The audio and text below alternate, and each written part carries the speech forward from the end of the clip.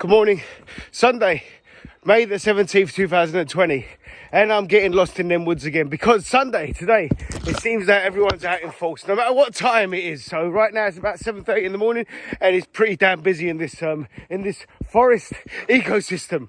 So what I wanted to project over to you today is something that I have been practicing for a while. And that is to actually get theme and to be more cognitively adaptable towards delivering something that will cognitionally connect, if that makes any sense. Basically, if I rhyme something, it's going to have more retention. If I'm working on themes, then there's a link towards the next thing I say. It's much like a child's video game where there is nothing but sheer instant gratification. So you've got the control panel and you are a character. And that character needs to go forward and then battle so many things in front of them in order to get through towards winning goals, winning prizes, and get to the next stages, etc. So every time that you walk, there's a sound. After that sound, if you pick something up, there's a bling, and then that would instantly hit your hormones, like your serotonin, your happy hormone, your dopamine, and then you'd move on being happy, and then you'd go up a slant, for example. The slant just all of a sudden crumbles, but then you can hang onto a tree, and then you get like, ding, and there's another reward for you. So it's constant gratification. So what I try and do with my posts is not exactly mimic that digital instant gratification, but I'd like to get something that is tangible enough for you to start thinking, what's he going to say? What's he going to say? What's he going to say? What's he going to say? Yeah. And at the end, like if you've seen enough of my posts, there is worth to the crescendo, hopefully. Now, what is today? Today is Sunday, right? Well, I'd like to call it Sobriety Sunday. Sunday's sobriety. Now, sobriety, in many people's minds and in the dictionary, it is known as being sober. So when you have an addiction, like let's go really deep. If you have an addiction and it's an alcoholic addiction, then you would go into sobriety in order to find your clarity, right? Well, sobriety also means clarity. That's exactly what it means. So 5 foods that will give you clarity cognitively. We're living in times right now, and I won't say those words that you already know. I'm president. Had to get in. We're living in those times. They're kind of like scary, fearful, and they're uncertain. So let me give you something of certainty. The certainty is what can help you not become too depressed.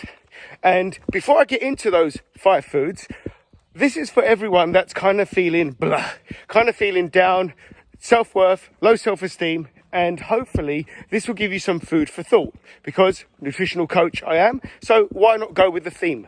Okay, before I go to the actual foods, let me give you a description of what these foods do. So your teeth, right? They have plaque. They get build up of plaque, and you need to be brushing them 2 times a day, 2 minutes. And it's just not enough. So sometimes, or all the time, you need that 6-month checkup. And then when you go for that checkup, then maybe you're going to get that little scraper and they're going to take out that excess plaque, right? Because you can't do it by brushing. Now, that plaque, if it gets too bad, like if you stop brushing or if you don't look after your teeth, like if you eat a lot of like sweet stuff, something's going to happen to your teeth. They're going to crumble, yeah? They're going to get disease, gum disease, and there's going to be some real bad stuff going on in your mouth, right? And when you smile, it's going to be damn horrid. When you speak, the breath is extortionate in regards to atmosphere, like boom, fuck. I didn't swear, sorry. So that plaque, right? That plaque is also in your brain, and it's called an amyloid plaque.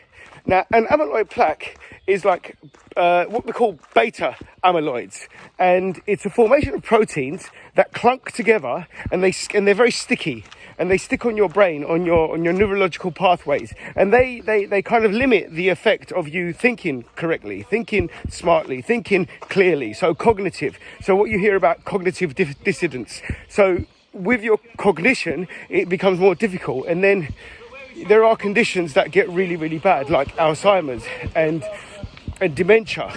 Now, this is not the cure, right? And I'm not citing nothing because I'm just standing in a forest and I don't have literature in front of me. But I have done studies, and on my website, I'm going to make this into a proper blog where I'm citing everything down and like giving you evidence of what I'm talking about. And those plaques, what can help those plaques not be as clunky? So not get rid of them, just not be as clunky. 5 foods. First food, fish, oily fish, salmon, mackerel, sardines, kipper, trout, sea bass, sea bream, halibut. Quite a few, right? Fatty fish, omega-3, omega-6, omega-9. And previously to this post, about 2 weeks ago, I did another post and I said, the best foods for fats, and then I explained about the omegas and how they need DHA and EHA in order for them to actually work. And that's where the zinc comes in, the magnesium comes in, the vitamin C comes in. And that was on a previous post. So if you want to go down there, you can go down there if you wish. So fatty fish, number 1. Number 2, coffee, caffeine. Proven studies, caffeine. It elevates your mood, doesn't suppress unless you're in an excess. And it actually stimulates what we call, so there's something else in the brain, it's neuroplasticity. So neuroplasticity is the development of new neurological cells within your brain, and they help you think more, and they give you that voice of reason, if you will. Let me give you a really, really quick example on who's really, really good at neuroplasticity. Children, because they can adapt. So if you've got a child, right, and they're going to a birthday party and they don't really want to go because they don't know no one, and then you get them into the room with the children, right, boom, plonk them there. It's unfair because they've got a really sad face.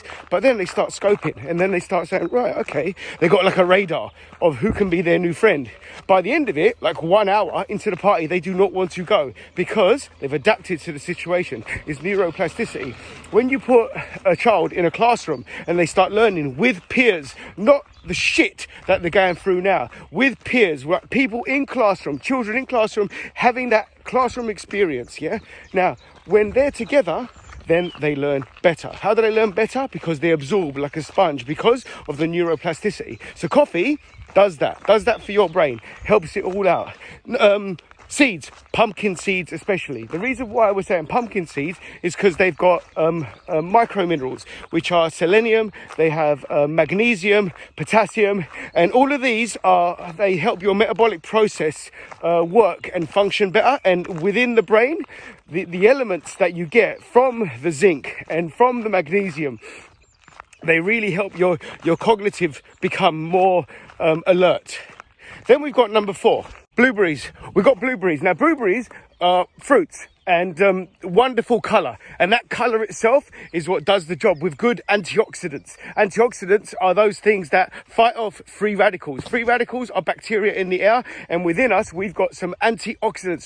So what happens is that anti-oxygen, right? So antioxidants, they fight all of the free radicals. Free radicals go into that oxygen, right? And then when they go into the oxygen, they go into your body and they pollute your body. But because you've got good antioxidants, then that means that you're fighting them off. So blueberries, wonderful for that. They're phytonutrients as well. So they're plant-based, and they've got some wonderful compounds inside of them that really affect your cognitive lift. So that was number 4. Number 5 is actually a herb. It's turmeric, cumin. And studies have been found of late for that to be absolutely the wonder drug, if you will. If you can call a herb a drug.